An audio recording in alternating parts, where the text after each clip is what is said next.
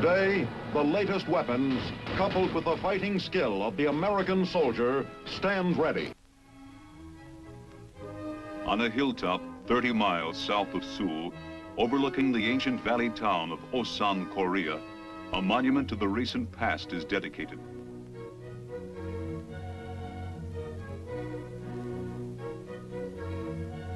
The long and bitter struggle in Korea is a page of history now, but one whose importance and meaning will endure forever. And this monument commemorates the first American soldiers to begin to write it, men of the 24th Infantry Division.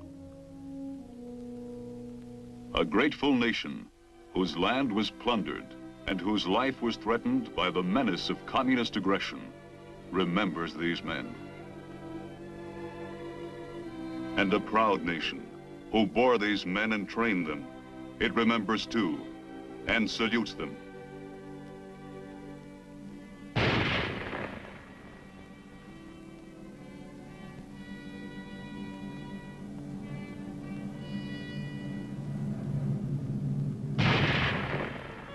They were the first. They fought bravely and long. This is the story of the war they fought.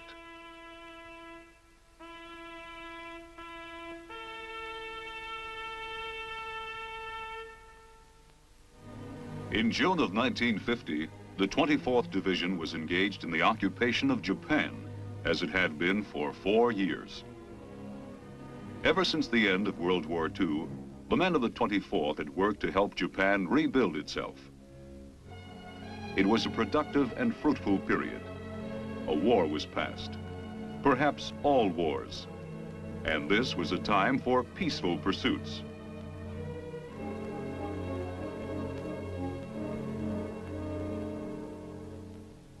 But hope for peace was already dying as 1950's summer bloomed.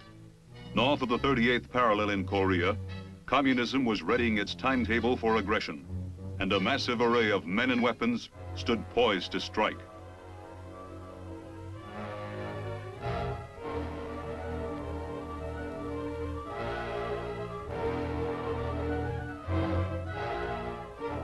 On the 25th of June, the well-equipped North Korean army struck in force, pushed across the border, overran the South Korean defenses, and plunged the nation into war. The United Nations met promptly to counter this violation of the peace. The free nations condemned the North Korean aggression, and the decision was made to halt the invader by force. As the invader continued his sweep south despite American air and naval action, it became obvious that ground troops would be needed, and the 24th Division was alerted.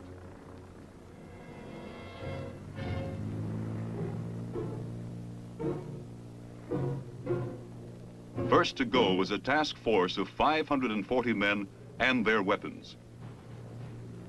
While the rest of the division got ready to leave, these men were flown to South Korea on July 1st, the vanguard of what would later become a mighty United Nations force.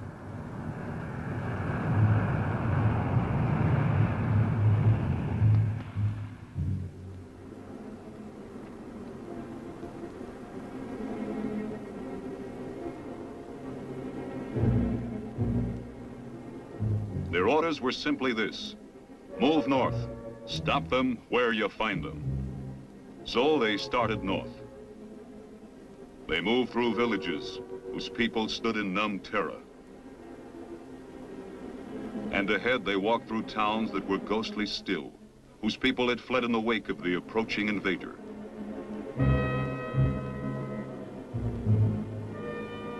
And finally at Osan, with the enemy only a few hours ahead and coming fast, they made their stand.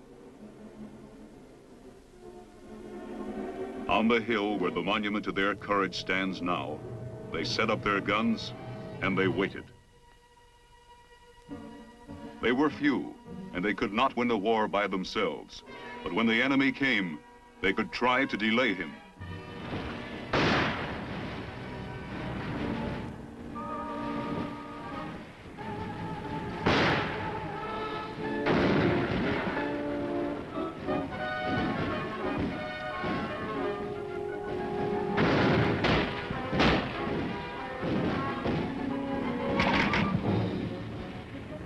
2 days on the high ground and the low, they held the enemy back. 2 precious days. The cost was high, very high.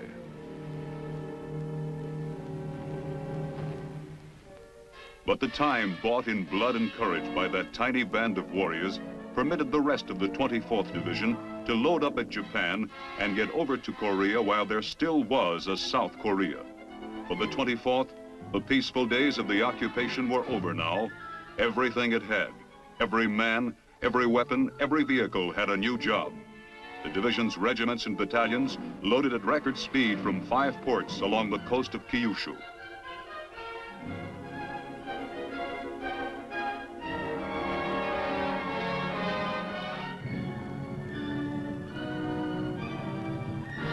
For the entire 24th Division, these first days of the war, the story of Osan was repeated and repeated again. Facing a powerfully equipped enemy, their mission was to fight for time until more help had come and then withdraw. On July 12th, they drew back to the Kum River line and dug in there to defend the city of Taejon.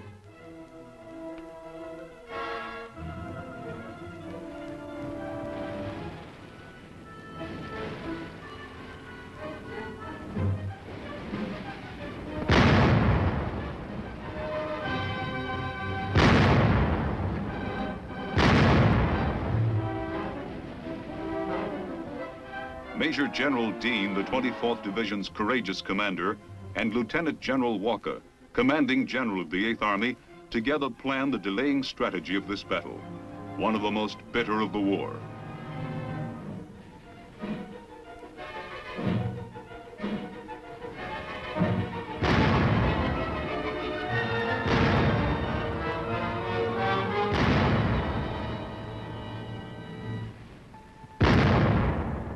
They were still fighting alone, and they put everything they had into it and bought a few more days of crucial time.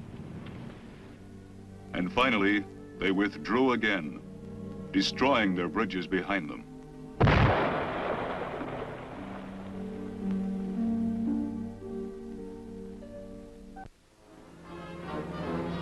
Help was on the way. The 25th Infantry Division had landed at Pusan and was pushing north. On the east coast, the 1st Cavalry Division landed at Pohangdong, but it was still the 24th Division's war at Taejon. They held every hill dominating the city as long as they could and fought in the valleys leading to it.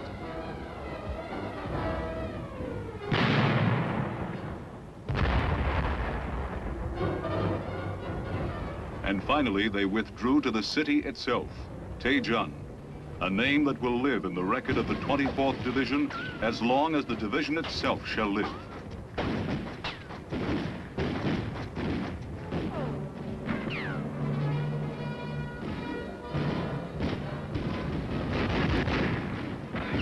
There were no rookies left now. They were all pros, those who remained. And for 2 days straight out of hell, with ammunition running low and red artillery making an inferno of the city, they fought in the streets of Taejon.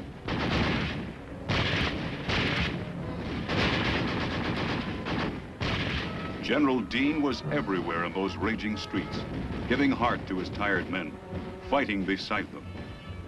He was taken prisoner after this battle, and it would be a long time before his division saw him again.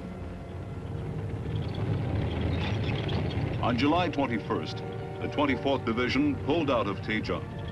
They had fought the last of their lonely, delaying actions.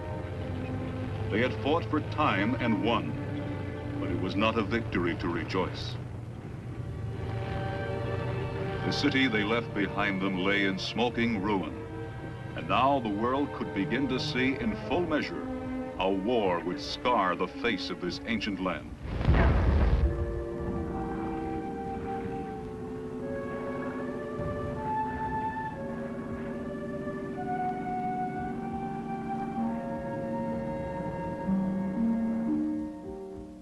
They withdrew. These were familiar words now, words that could sap a fighting spirit. But they could hope now that this would be the last withdrawal. The Naktung River runs generally south along the Korean peninsula.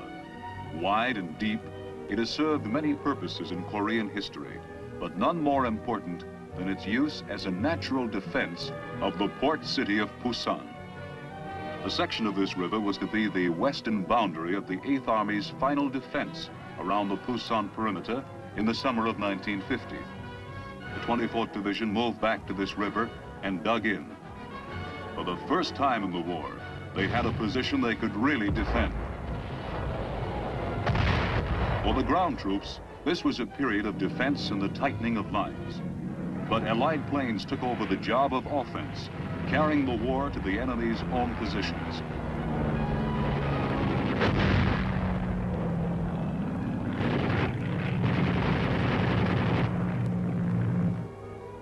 During the first weeks of August, the perimeter line was assaulted again and again by the enemy, who had boasted he would push the UN forces into the sea.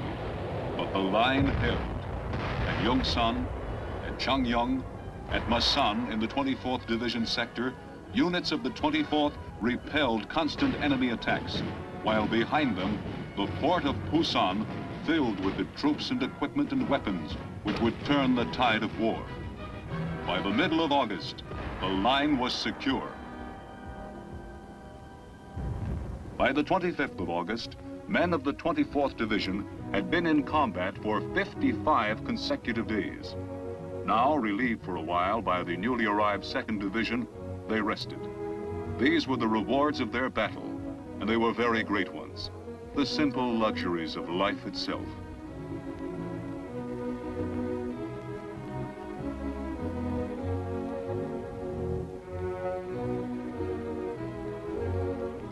For a short but wonderful period, they were able to relax, to catch up with the world whose news they themselves were making, and to fortify themselves for whatever lay ahead.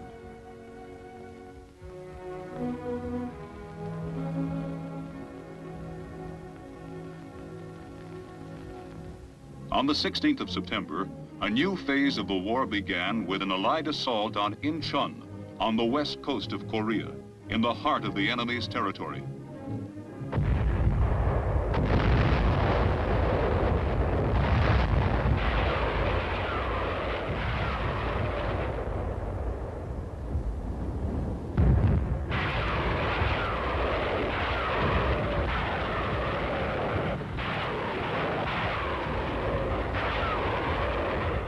General MacArthur, commander of the United Nations forces, himself directed the invasion of this port by the U.S. 10th Corps. Troops of the 1st Marine and 7th Infantry Divisions stormed ashore and rushed forward toward the capital city of Seoul.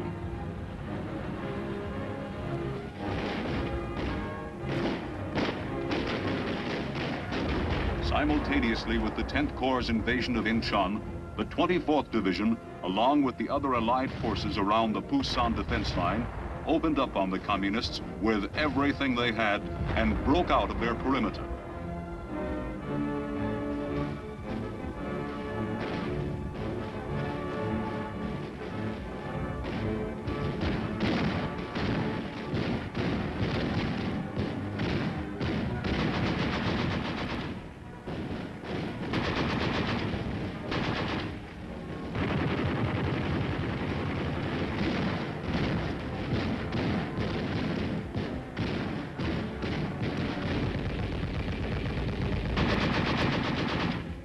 Enemy resistance was heavy, and it left its mark.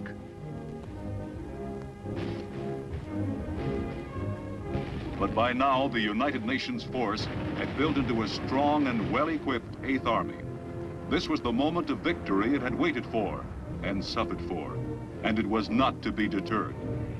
The 24th Division moved forward with new confidence.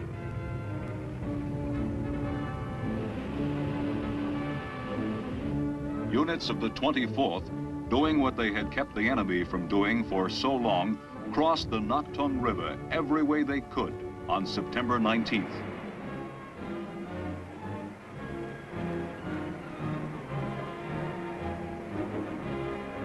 They pushed north along the same routes they had traveled before, going the other way, past familiar landmarks. Taejung, the most familiar of them all.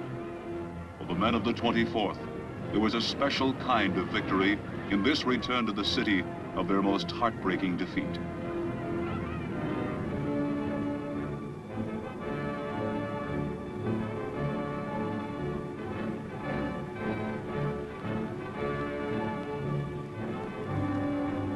The long road back was paved with victory, but it was also scarred with memories. The road back was arduous because the troops had to rebuild it, repair the bridges and the roads they had destroyed in their withdrawal, and those the enemy had destroyed in his retreat. But painstaking though it was a job that had to be done, and it was done, and the army moved ahead. By the middle of October, the 24th Division was crossing the 38th parallel, having helped clear the area north of Seoul.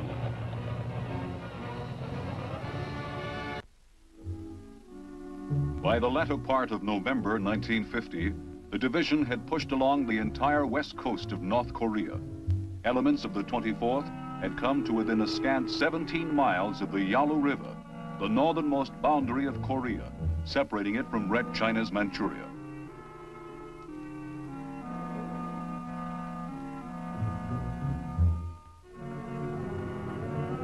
The men of the 24th Division ate Thanksgiving dinner in the snows of the North Korean mountains that year, but it was a great Thanksgiving. Victory lay just within grasp, and the hope for a Christmas at peace was more real than the biting cold of the enemy's land. But across the Yalu, in the vastness of Manchuria, lay poised a new enemy, two powerfully equipped field armies of Communist China. In late November, the new enemy struck with the full force of its might, and a new battle was joined.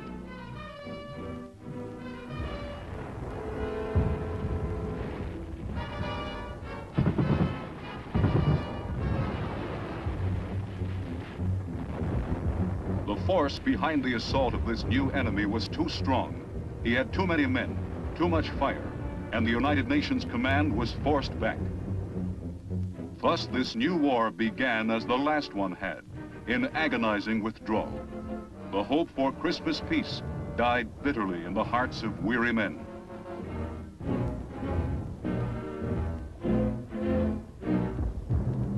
The 24th Division left behind it a scorched earth in its withdrawal. If you can't take it with you, the motto went, burn it.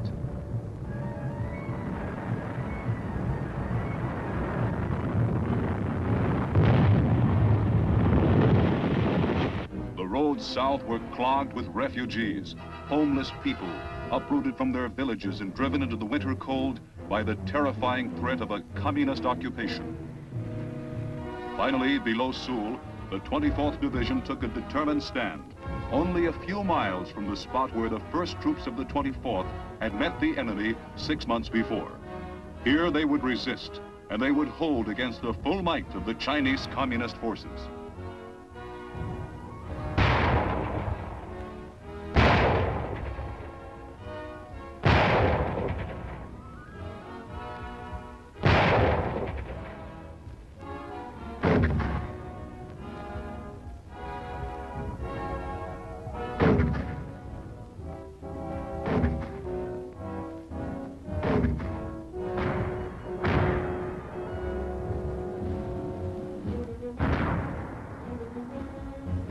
January 1951, the tide turned once more, and the 8th Army began moving forward again, slowly this time and painfully, fighting hard for every mile of ground against powerful communist resistance.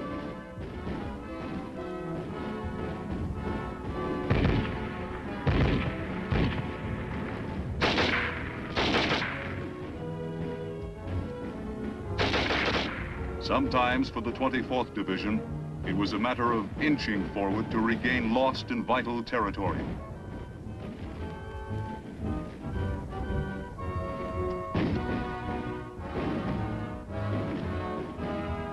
By mid-March, United Nations troops were able to re-enter Seoul, the beleaguered capital city of this ravaged nation.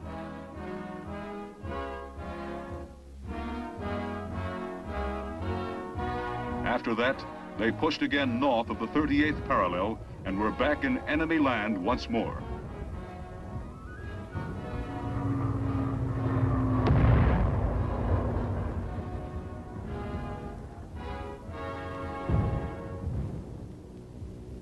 In July of 1951, while the 8th Army held positions which could not be penetrated, the enemy took up a Russian proposal to meet with the United Nations forces to arrange a ceasefire. Little more than a year after the war began, the opposing sides met, first at Kaesong,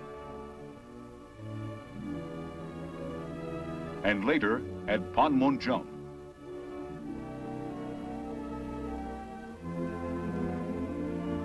The attention of the entire world was focused on this remote stretch of Korean land, marked as a neutral area in the midst of war by balloons that flew above it for almost 2 years.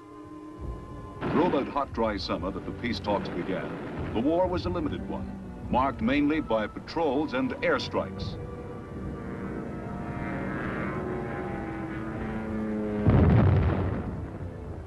Near the end of August, the 24th Division moved into reserve, and for a month, life was one of relaxation.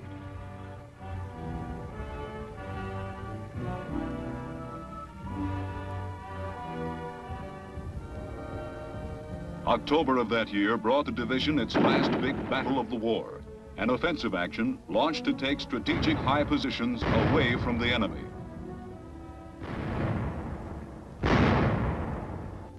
Less than 3 months later, the 24th Division moved to Japan, where it took over the security guard of that nation and underwent rugged training for a year and a half.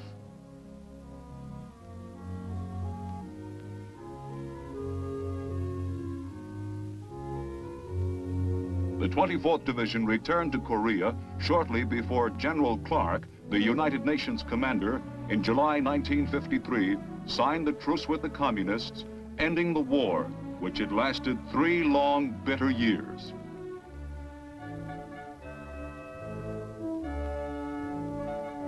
With peace came Operation Big Switch, the exchange of prisoners both sides had lost.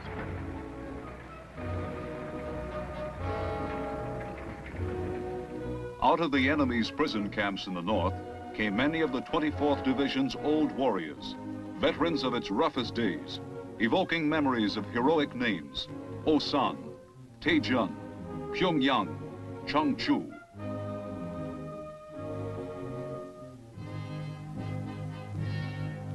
And there was none whose return evoked stronger memories than General Dean, the 24th's commander, who had been captured at Taejun.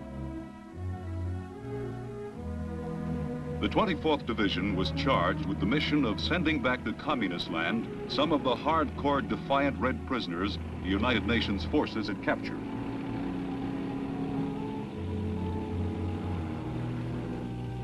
It had yet another job, however, and a better one. In January and February of 1954, one regiment of the 24th Division took charge of the Chinese ex-prisoners of war who elected to forsake communism and return to freedom. In this last task, connected directly with the Korean action, the men of the 24th watched this phase of the war they had been involved in from the first end nobly.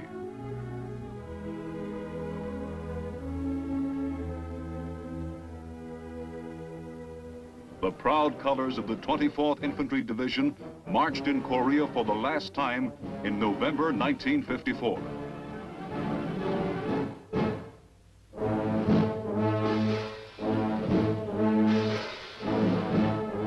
The men who had been the first to stand, to fight, and to fall in this first war to contain communist aggression staged a final parade over land they had fought for before returning once more to the Japan they had left.